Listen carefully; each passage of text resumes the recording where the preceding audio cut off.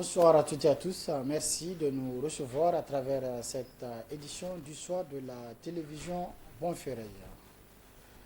Poursuite des travaux du Forum international sur la résilience urbaine. Ce matin, les participants ont été outillés sur plusieurs thématiques et une présentation générale sur l'Agence de modernisation des villes du Niger. D'autres précisions dans ce compte rendu.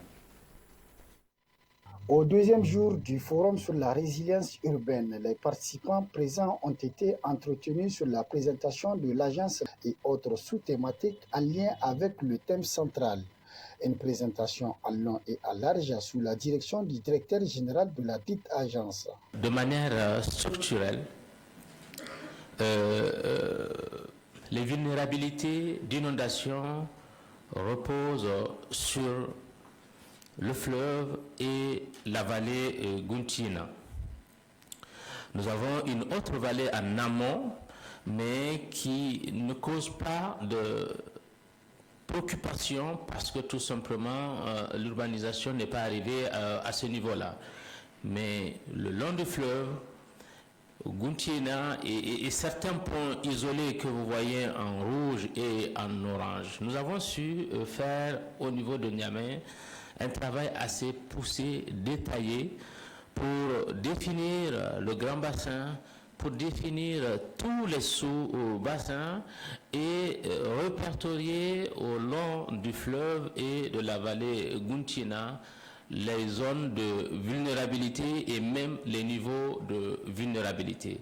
Les participants à ce forum international situent l'importance de cette initiative et les profits tirés au présent forum. Avoir ces forums autour des villes est très important parce que non seulement au niveau national, cela a permis à l'ensemble des parties prenantes. Vous avez vu, nous avons les élus, des parlementaires, la société civile, des experts sur ces questions, sur ces thématiques, les acteurs non étatiques, les ONG. Donc tout le monde est présent pour que chacun puisse, en fonction de sa sphère de compétences, apporter un plus aux réflexions, mais surtout comprendre, analyser et surtout voir aussi, comme on dit, les politiques publiques en cours, que ce soit au Niger ou à l'international. Donc pour nous, c'est vraiment une très bonne initiative et ça nous a permis non seulement de savoir ce qui se passe au niveau international, mais surtout de voir le rôle individuel que chaque personne ou chaque structure devra jouer pour que nos villes soient plus résilientes. Espace dédié à la compréhension des causes liées à ce phénomène et à la formation des experts, le forum permettra de mieux prévenir et réagir aux effets néfastes des catastrophes. Et puis dans l'après-midi, fin au centre Mahatma Gandhi de Niamey, des assises du Forum international sur la résilience urbaine au Niger face au changement climatique. Plusieurs propositions ont été faites par les participants à l'issue donc de cette rencontre internationale. D'autres précisions avec Mohamed Alpha. Et puis donc nous y reviendrons au cours de cette édition par rapport à ce téléma. À l'initiative du Haut Commissariat à l'initiative 3N s'est ouvert ce matin un atelier national sur l'état des lieux des formes donc infantiles présents à cet atelier. Les partenaires techniques et financiers du ministère sectoriel, les organisations et regroupements des femmes transformatrices. D'autres détails avec Boukara Amadou et Ablaziz Jibrilla. Représentants des ministères sectoriels, partenaires techniques et financiers, autorités locales, chefs traditionnels, représentants des organisations privées et groupements des femmes transformatrices des aliments réunis autour du Haut Commissariat à l'initiative 3N pour cet atelier national sur l'état de lieu des farines infantiles fortifiées. Il s'agira au cours de ces assises de 3 jours de faire l'état des lieux de la chaîne de valeur de la production, de la commercialisation, de la consommation des farines infantiles fortifiées conformément aux engagements N4G et proposer une feuille de route pour l'élaboration d'une stratégie portant sur le renforcement de cette chaîne de valeur. Une initiative du Haut Commissariat à l'initiative 3N avec l'accompagnement des partenaires techniques et financiers du secteur de la nutrition. À côté de son rôle de responsable des donateurs du mouvement sain, Scale Up Nutrition au Niger, l'Union européenne suit du près le développement des farines infantiles fortifiées et autres aliments fortifiés notamment l'huile d'arachide expérimentée dans le cadre de ces projets. Notre ambition étant de mettre à l'échelle notre expérience avec les précédents projets, tout en essayant de répondre aux besoins colossaux auxquels fait face le Niger. En plus de contribuer à l'amélioration de l'alimentation des jeunes enfants, la production locale de farine infantile fortifiée permet l'autonomisation des femmes, le renforcement des capacités des jeunes et le développement économique local.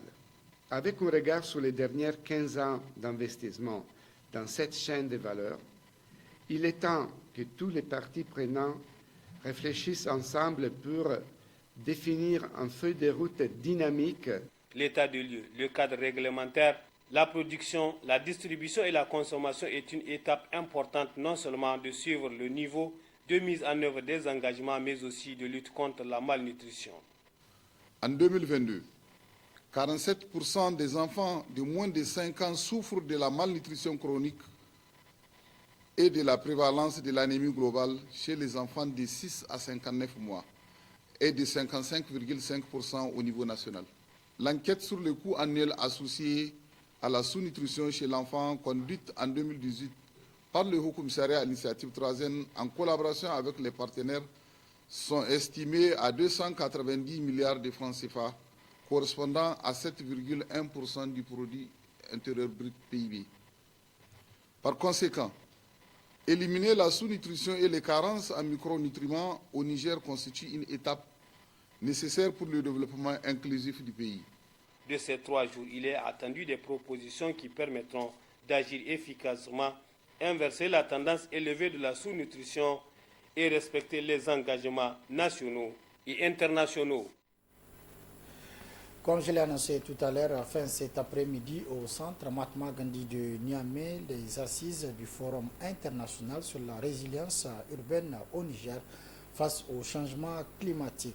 Plusieurs propositions ont été faites par les participants. Résumé avec Mohamed Alpha et Mohamed Djoudi.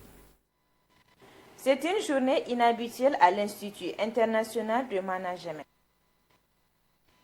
À l'issue des travaux intenses de 2 jours du Forum international sur la résilience urbaine face au changement climatique, d'importantes décisions ont été prises pour l'amélioration de la résilience des groupes vulnérables face au changement climatique, aux crises et aux catastrophes. La question de la résilience est désormais une priorité et il faut l'aborder de la plus belle manière. Et c'est cette manière d'abord d'écouter les autorités locales, d'écouter les ministères en charge de la question, d'écouter aussi les techniciens qui œuvrent sur le terrain pour les opérations urbaines. C'est pour cela que l'Agence de modernisation a initié ce forum en associant tous les acteurs et en inscrivant ce forum dans une dimension internationale qui implique des experts venus d'ailleurs. Le climat apaisé autour des débats, des réflexions et des échanges ont été salués par le ministre en charge de l'action humanitaire et de la gestion des catastrophes. Il a exhorté les uns et les autres à jouer un rôle important pour répondre efficacement aux risques climatiques et d'inondation. Et je dis, tout est bien qui finit très bien. Hier matin, on avait lancé ce forum combien important. Et l'engouement avec lequel j'ai vu les gens s'inscrire au niveau des différents groupes, la restitution que nous venons de voir en est un témoin, ne peut que agrandir ma satisfaction. Parce que la gestion des risques de catastrophe, c'est quelque chose qui nous concerne tous. Même si aujourd'hui nous commençons par le zoom sur les villes, sachant que chacun de nous doit contribuer dans un très proche avenir à pouvoir créer les conditions d'abord de la prévention. C'est sur un espoir fondé de conjuguer les efforts permettant de bien étudier les techniques de modélisation climatique en vue de déployer les projets d'adaptation nécessaires à faire face aux risques que s'est achevée cette rencontre internationale.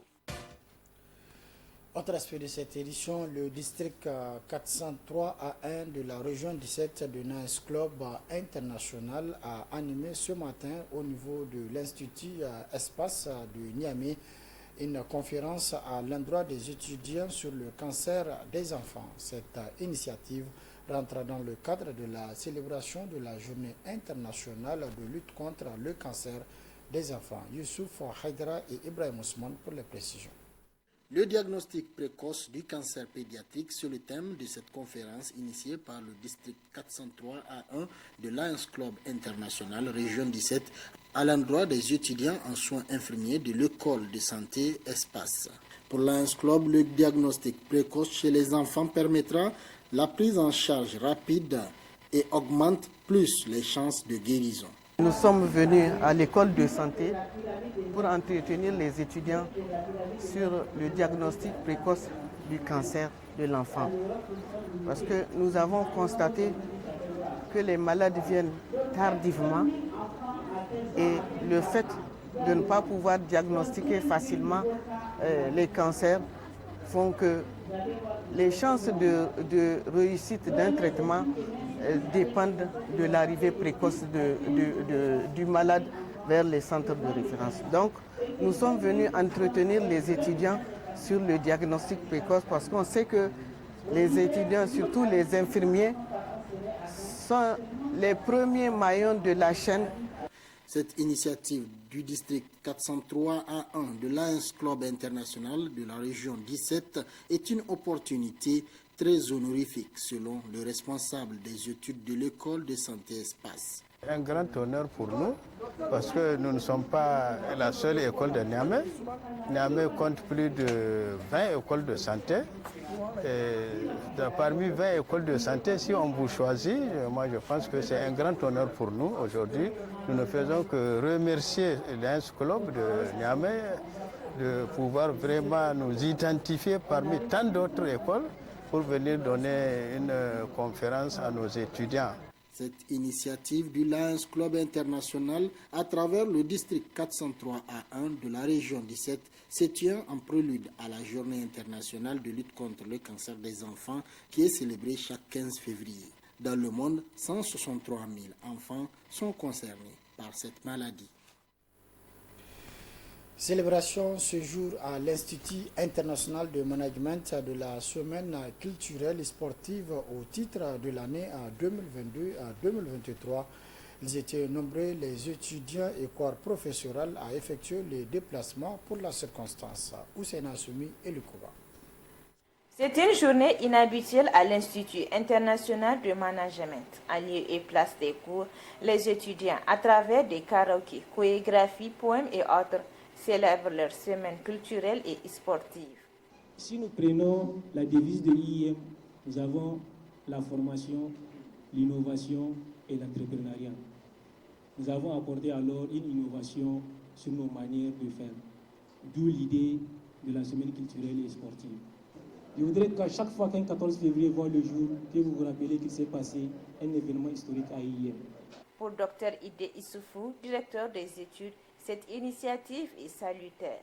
Il y a 4 ans que cet événement n'est pas arrivé parce que ce connu, c'est à cause du Covid.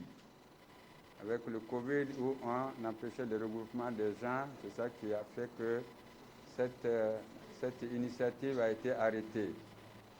Donc nous vous remercions très sincèrement parce que c'est la première fois que le comité exécutif de l'IIM organise une semaine des étudiants. On vous remercie de tout cœur au nom de l'ensemble de l'administration et des autorités de l'IIM. Et nous estimons que ça ne va pas s'arrêter ici. Les comités exécutifs qui vont suivre vont s'inspirer de cette initiative-là pour faire encore d'autres initiatives pour vraiment être au firmament des écoles. Venu spécialement pour la circonstance, le deuxième secrétaire général adjoint de l'UEPTN est intervenu pour expliquer l'importance d'une telle activité. Créé en 2005 à Niamey par le groupe BK avec plus de 17 ans d'expérience, IIM forme les étudiants du niveau moyen et niveau supérieur dans plusieurs domaines comme comptabilité informatique, secrétariat bureautique, communication des entreprises, administration et gestion des organisations, management des entreprises, gestion des ressources humaines pour ne citer que cela. À l'IIM, derrière chaque beau sourire se cache un meilleur choix. Poursuite de la caravane de sensibilisation et de vulgarisation des programmes du régime actuel sur l'initiative du réseau des journalistes de l'Afrique de l'Ouest pour la qualité et de la bonne gouvernance, qui était donc l'hôte de la population de la capitale du Damagaram Zander. Explication avec Mohamed Alpha. La capitale économique du Niger, c'est autour de la capitale du Damagaram d'accueillir le réseau des journalistes de l'Afrique de l'Ouest pour la qualité et la bonne gouvernance. La caravane au devant de laquelle se trouve le dit réseau poursuit son initiative de promotion et de vulgarisation des grands projets du président de la République dans l'optique d'amener les populations à accompagner la dynamique pour optimiser davantage les résultats devant les représentants coutumiers des populations. Le coordinateur du réseau s'est employé à expliquer l'importance d'un tel accompagnement après avoir les édifiés sur les grandes réalisations. L'objectif ici, c'est de situer le progrès réalisé et de montrer que le Niger est sur la voie de l'émergence. En effet, malgré la crise sécuritaire et la crise sanitaire due respectivement au terrorisme et à la COVID-19, beaucoup d'efforts ont été fournis pour garantir le bien-être aux populations nigériennes. Cela doit être salué et encouragé. Dans les projections qui vont suivre, tous ces efforts vous seront présentés.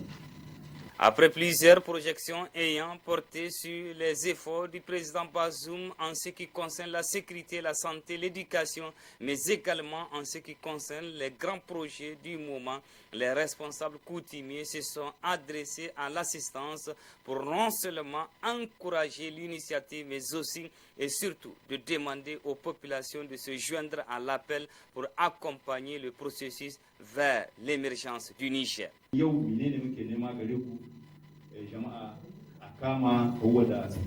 Je vous invite à apporter votre contribution pour qu'ensemble nous puissions vivre dans un Niger émergent. Le régime actuel est en train de réaliser des projets afin de répondre aux aspirations du peuple.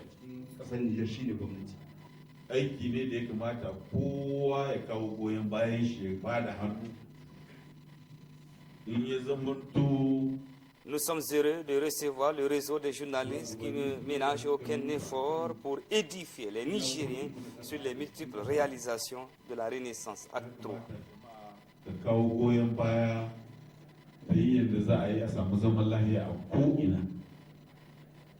Il faut noter que cette activité intervient dans un contexte où le Niger s'apprête à mettre en place des pôles agro-industrie. Cette mobilisation pour améliorer la productivité des paysans ne saurait que mieux tombe et salue comme telle. D'où cette distinction à l'endroit de toute l'équipe du gouvernorat pour les encourager à persévérer. La caravane, quant à elle, sera l'hôte des populations de Dosso.